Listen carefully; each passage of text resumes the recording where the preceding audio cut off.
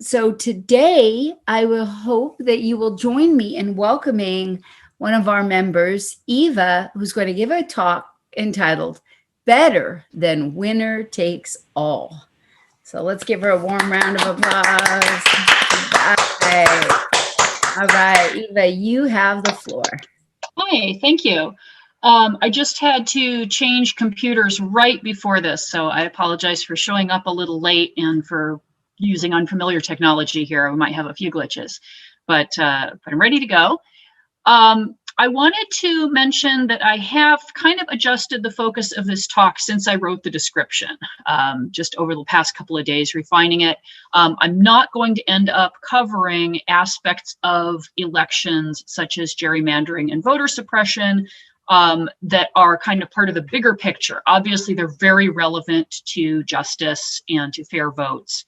But I wanted to focus specifically on voting systems, how votes are tallied. And I found I couldn't cover everything and do that. So here's the topic. Most of us are strongly in favor of democracy. We generally agree that a system in which people make choices by vote is superior to one where a king decides everything because he was born into the right family or because his army conquered somebody else. And it's better than picking randomly.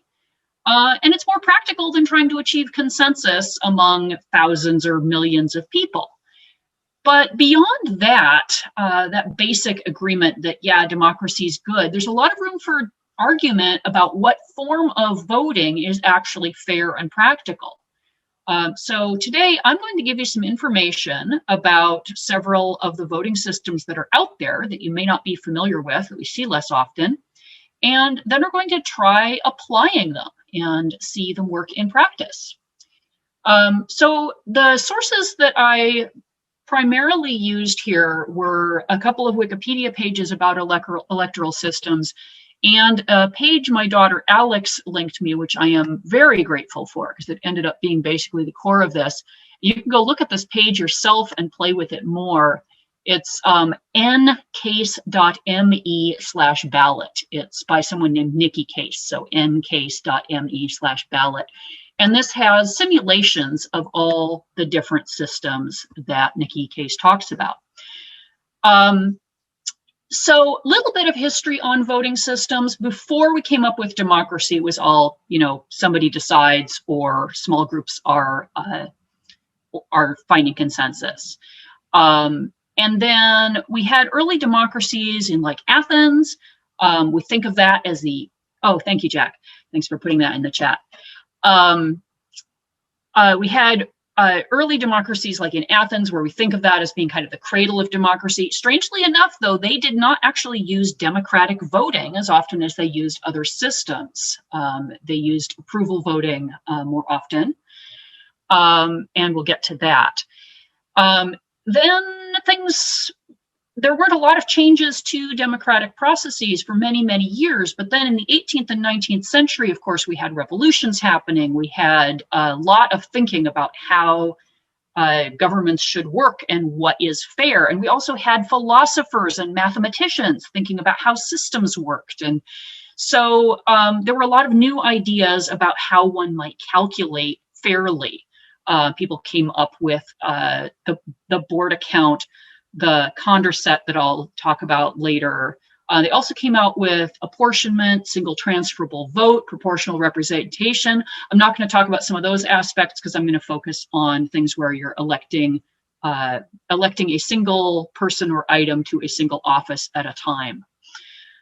In the 19th century, we had even more political theorists and mathematicians coming up with things. We had people come up with instant runoff voting and other forms of ranked voting.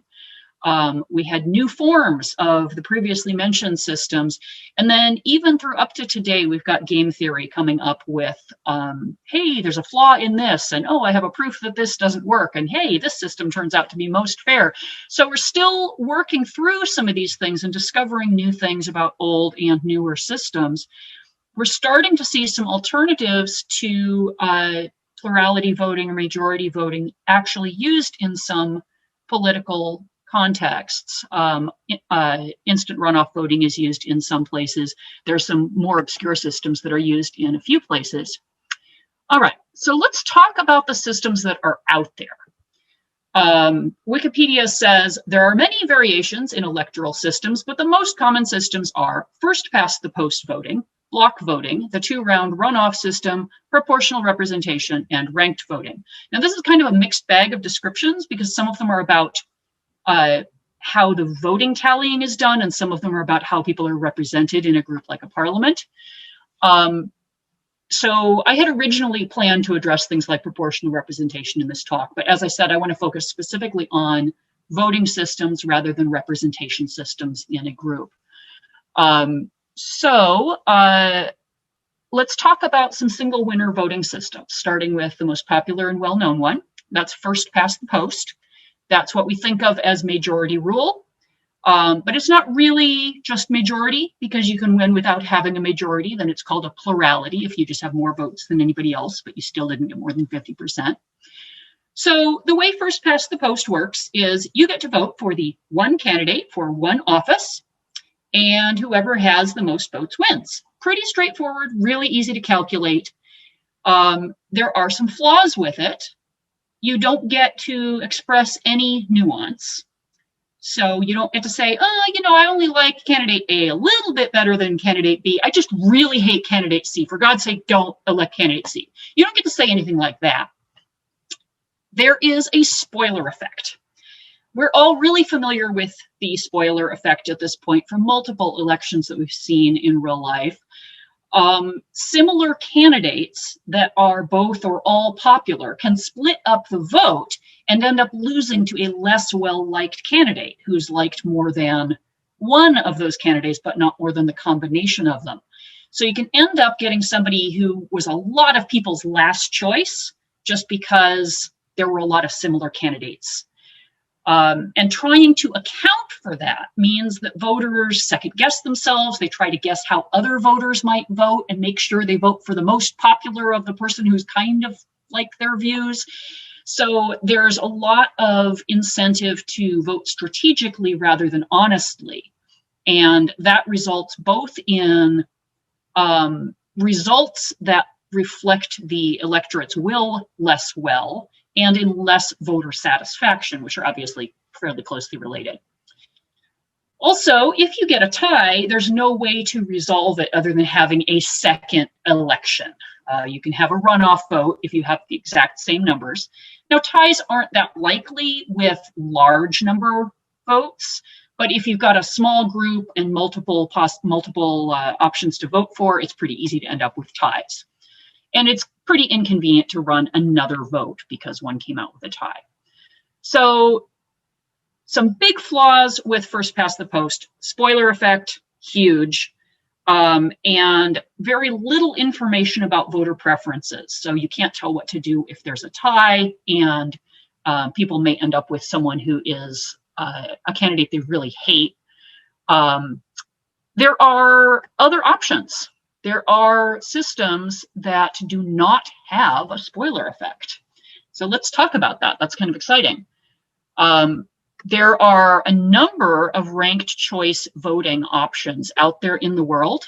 Ranked choice voting means that you list all of the possible candidates in order. So number one is my first choice. That's the one I would have voted for if I were in first past the post. But instead of just doing that, I also get to say, but this is my second choice. This is my third choice. This is my fourth choice. And this guy, wow, right at the bottom, he's my fifth choice. I really don't want him. So I can list all of them.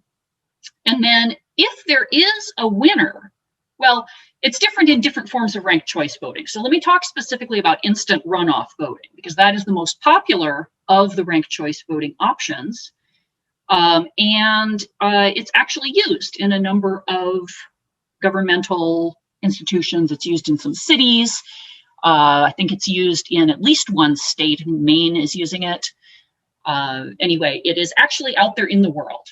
So the way it works is everybody's listed their ranked choices, and first you count up the number one choices. If somebody has the majority, they win. Very simple. If, however, they don't win, there's no majority winner, then you eliminate the lowest candidate, the one who got the fewest number of number one votes. Get rid of them. Then you reallocate those votes to all of the other candidates based on how people ranked the other candidates. So if I've just knocked somebody out who got fewest votes, and someone who voted for them as number one, okay, so their number one vote is not now going to be thrown away. It's going to be moved to their number two choice, and their number two choice is going to be moved to their number three, etc.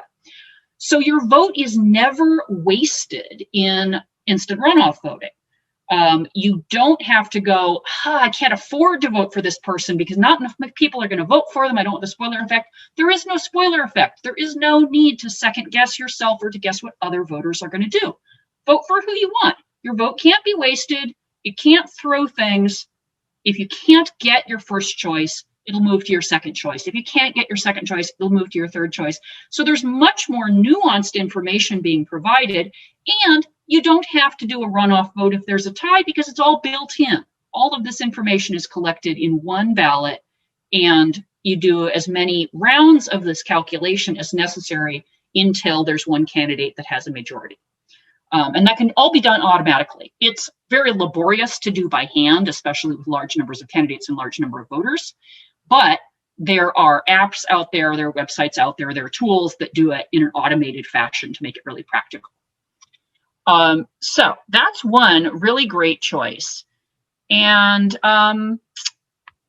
there are still some flaws with that system, or at least things that could be considered flaws. One thing that happens with instant runoff voting is sometimes you can have a winner who was nobody's first choice, but many people's second choice. So it will tend to draw the winner toward a kind of a compromise position rather than towards somebody who a lot of people have really strong feelings about, but not a majority. So whether you consider that a flaw or not might depend on your philosophy, your values in politics. I don't necessarily think that's a flaw. I think if there's major disagreement, maybe an intermediate candidate is a better option. And it's also pretty laborious. It's much more complicated to calculate than first past the post is. But I think that's worth it given how much better it is at reflecting the public will. Okay, so there are other systems of counting ranked choice voting besides instant runoff. There's one called board account, where you just add up the rank numbers. Now, since you put your number one choice 1, you get whoever has the lowest score wins, because that would be the one that people ranked first the most, ranked second the most, etc. So it's interesting. It's kind of reversed from what you'd expect. It works pretty well, and there's no spoiler effect on it. It's used in a few very small countries, some islands in Micronesia. It's used in Slovenia. Oddly, it does have a reverse spoiler effect. So after thinking about that for a while, I decided that this one didn't really seem like an improvement, because instead of 2 popular candidates potentially stealing votes from each other and pushing the election toward a third party, you can have 2 unpopular candidates push votes toward away from a third who's more popular. It's kind of weird. But it's not as obvious as the positive spoiler effect in first past the post. Another system of counting that is particularly math nerdy is named after someone French named it Condorcet, but being English, we say Condorcet, apparently. I looked up the pronunciation, and apparently in English we say Condorcet, who knows. And this one, you have everybody's ranked choices, and you run a simulated election between each pair of candidates. So obviously, the more candidates you have, the more time-consuming and laborious this is to calculate. Obviously, you would do it with a computer. You just compare people's scores for every pair of candidates, and if there's one that wins out against all the others, then that's your winner.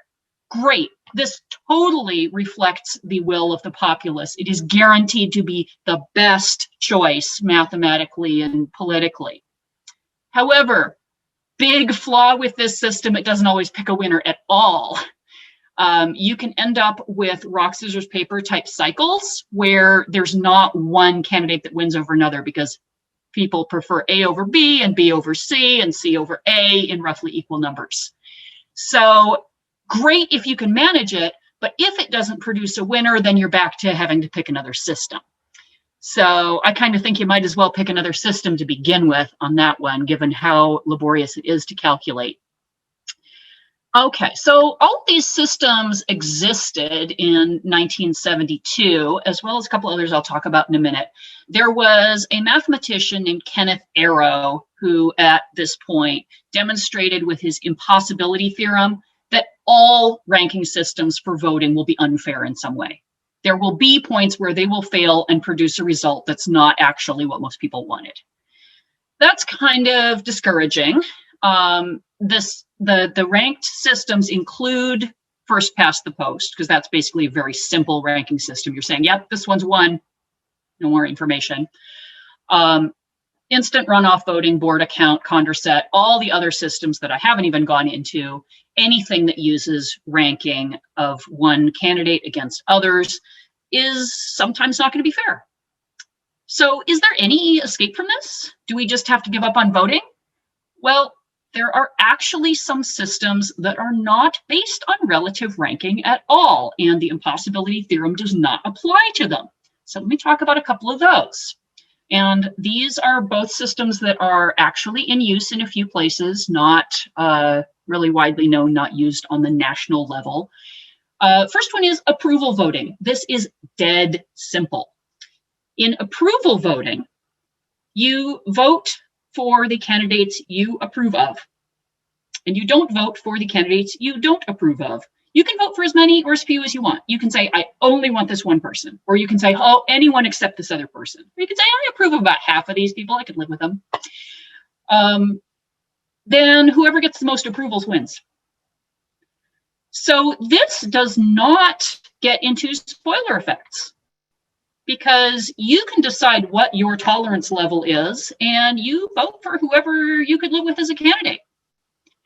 Now, you might still get into second guessing about, should I vote for all the ones that would be okay or just the ones that would be really good? You can decide that, and there may be more subtle effects there. But approval voting is really simple to calculate, and it guarantees that you will get a candidate that the most people possible can live with. So that's a great system in a lot of ways. Another system that does not use relative ranking of candidates is score voting. In this one, rather than ranking candidates, you give each candidate a score of how much you approve of them. It's different from ranking because you can give multiple candidates the same score. It's more like a Yelp review for the candidate. And whoever has the highest total score wins. If you like all the candidates, you can vote them all high. If you hate them all, you can rank them all low. You can decide how much to put contrast into your scores. And that removes the spoiler effect too. There can't be any spoiler effect if you're not even comparing the candidates. You're just saying these are good, these are bad, in whatever proportion you like. And that's also very simple to calculate. Not quite as simple as approval voting, but I mean, you're just adding up sums, that's all. One other problem with instant runoff voting is that in practice, people tend to vote like first past the post. They vote one for their choice, and then they just fail to fill out the rest. And that means you're undermining the advantages of first past the post, or the advantages over first past the post. You just end up with the same system. It takes out the ability for nuance that ranked choice voting allows. Okay, so there have been studies of voter satisfaction with these systems. Let me share with you an image here. Let's see. I was going to share some demos too. I kind of didn't end up doing that. But if you want to see actual toys where you can play with these systems and see how they work, go to the link that Jack posted in the chat, the N-case ballots link. So here is a mathematical chart showing the results of the different types of single winner election methods, the different voting systems I've been talking about. If you look at this, you can see there's a range of voter satisfaction for each system. The bottom, the x-axis is group satisfaction. The greatest voter happiness is off to the right. And the simplicity of the system is the y-axis. The ones that are higher up are much simpler. The ones that are further down on this chart are much more complex to calculate. The longer bars have a wider range of satisfaction. If you look closely at the plurality voting one, you can see it's got the left-hand side marked strategic voters and the right-hand side marked honest voters. When people feel they can vote honestly in a way that reflects their actual wishes, they are more satisfied with a system. And when they feel like they have to second guess themselves and vote in a way that doesn't actually reflect their wishes, they're less satisfied with the system. So plurality voting has a range there, but you notice some of these other systems have much wider ranges because people may or may not feel like they have to vote strategically. And that can depend on things like how much they know about other voters, how many candidates there are, how similar they are, things like that. There are a lot of variables that may affect whether people feel like they can vote honestly. So looking at this chart, one thing that you can see is that plurality voting does not leave people very satisfied compared to the other systems on here. It's about in the middle between picking a random winner, that little thing off on the upper left, and approval voting, which has pretty high voter satisfaction and is also very, very simple. A little farther down, we have score voting, which is a little bit less simple, but actually has the possibility of producing even more satisfaction. It collects more nuance about people's wishes. And then in increasing complexity, we have board account, instant runoff voting, which is a form of ranked choice voting, and the Condorcet method. So you can see the actual outcomes of these systems. You can see that plurality voting is really, it doesn't have a lot going for it as far as mathematical arguments for its accuracy and for its results as far as satisfaction. So you've heard about all these systems now. What I would like to do is I would like us to talk about what we would actually like to see. First, I want to quote what Kenneth Arrow said. He's the guy who came up with the Impossibility Theorem, where he said, you know, all of the ranked systems, including just plain old majority plurality first past the post, all of them are flawed. All of them will sometimes produce unfair results. He was asked much later in 2012 what he thought would be the best system. And he said in a very hedgy, mathematically precise way, he said, well, I'm a little inclined to think that score systems, that would be like approval voting and score voting, where you categorize in maybe 3 or 4 classes. So like 0 to 3, 1 to 4, something like that. Probably, in spite of what I said about manipulation, meaning strategic voting, is probably the best. So he thinks that approval voting and score voting are pretty good systems, and they are not subject to the impossibility theorem. Okay, so what do we use here in this church? Well, we use a kind of a mixed system in a way. It's a form of plurality voting, but it's not straight first past the post. What we use here for selecting talks in our quarterly meetings is a form of plurality voting where we each have several votes. I think it's usually 5.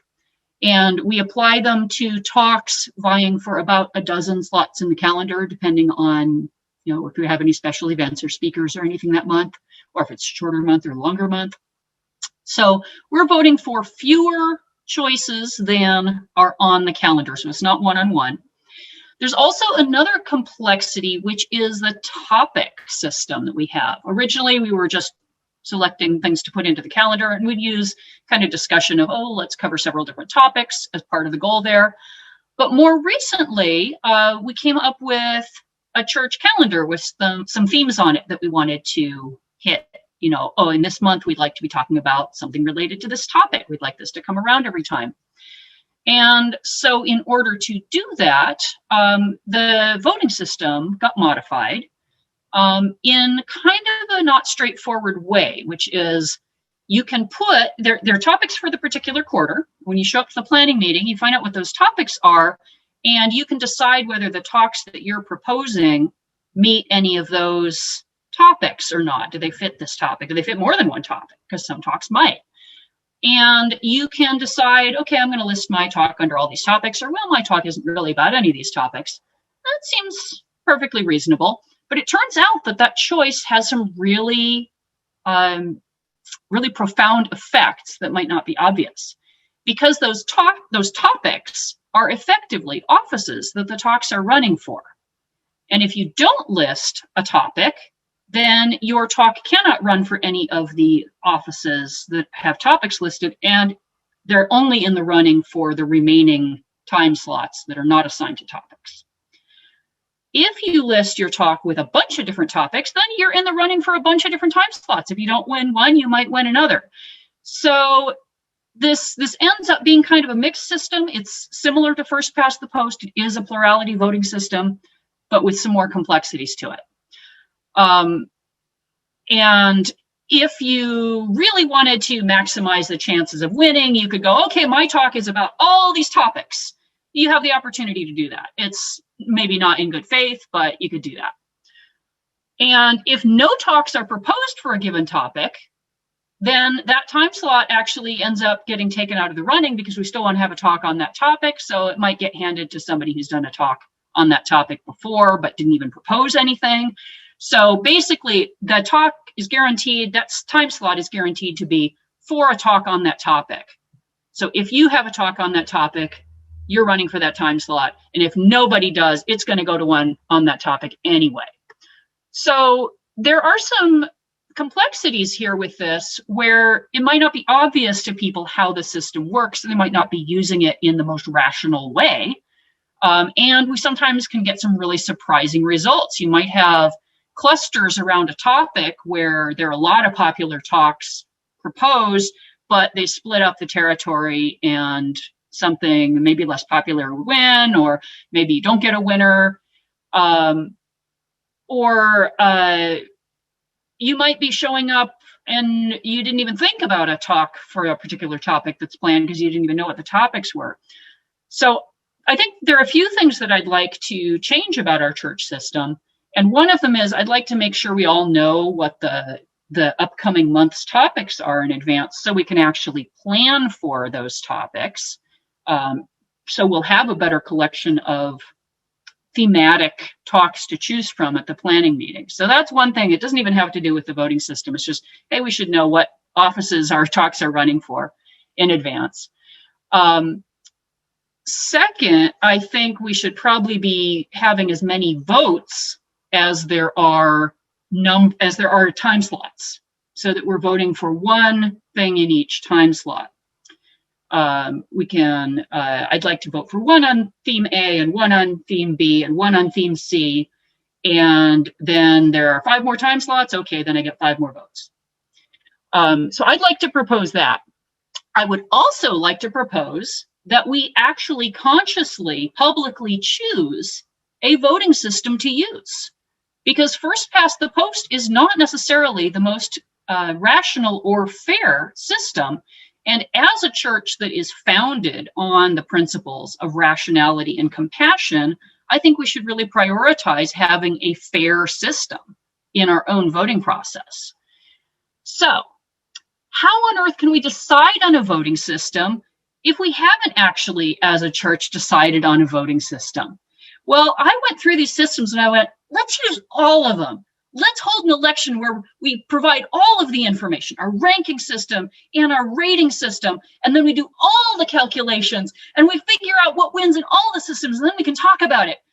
And then I actually played with these systems for hours and hours. Actually, I made up several pretend church members voting with slightly different values, like, oh, this one really wants things to stay the familiar way that they're used to, and this person just loves math and wants to play around with the systems, and this person wants kind of a compromise between ease of use and fairness, and this person has like fairness above all. So I came up with several different profiles, imagined how they would vote, and then played with the numbers. And gosh, it took a long time. It was a lot of work. And that was just with 8 votes, as opposed to, you know, several dozen or 100 like we can actually have. And in the process of that, I went, okay, well, I can't really simulate our existing system because that has some features that don't really apply in this particular election. But it's most similar, it's a plurality system, so it's most similar to first past the post. That is easy to calculate. Instant runoff voting is harder to calculate. By hand, it took me a long time, and that was just with 8 possibilities and the 8 voters and 7 choices to choose from. But there are apps out there and websites out there, tools that we could automate it with that would make it totally practical for our meetings. I sound like Valley Girl, totally. Okay, so we could do first past the post. We can do instant runoff voting. After playing with Borda and Condorcet, I went, forget this. Borda's simple to calculate, but given that it doesn't actually improve on the spoiler effect, it just reverses it, I decided that that probably wasn't worth engaging with. And Condorcet, that was incredibly laborious. It literally took me hours to resolve and then didn't produce a result. So I think that is not worth bothering with. I'd rather have a system that is way simpler and guaranteed to produce a result. So I think that leaves us with, we've got our existing system. We've got a simple first past the post with the modifications that I recommended. I would recommend for any system that we use that we have the topics in advance, and that we, if we're using a plurality system, that we have as many votes as there are slots. So that's what I'm recommending for a first past the post system. Then we have instant runoff voting using ranked choice voting. We have approval voting, which would use whether you approve of this particular choice or not. Do you want to hear this talk or not? And we have score voting. I would say between 0 and 3 is probably the most intuitive and easy to calculate.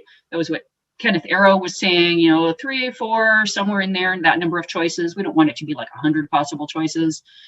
And then whatever gets the highest score wins. So it is possible to implement all of these simultaneously. Obviously, then we'd have to decide which outcome we liked.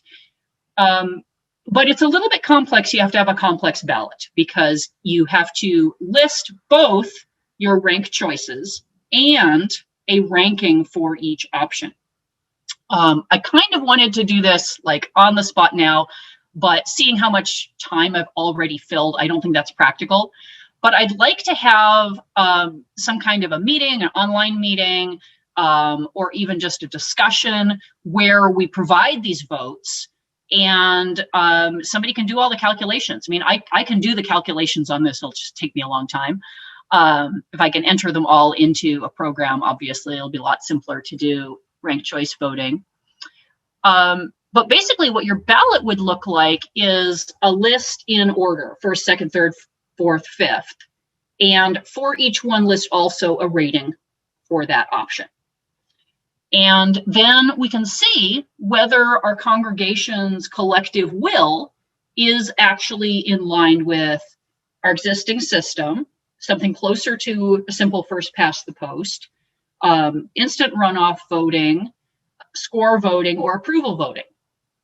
Now, personally, I think score voting or approval voting are pretty good systems. Mathematically, ease of implementation and how they reflect the group's will really well, they're all pretty good options. But maybe folks don't agree with me. Maybe they really want to stick with what we've got, or maybe they really want ranked choice voting, even if it's a little more complicated, or maybe they want first past the post, the really familiar, simple system.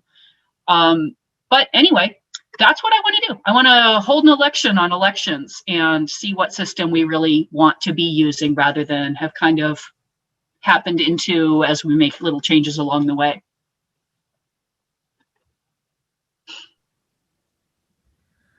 All right, please discuss.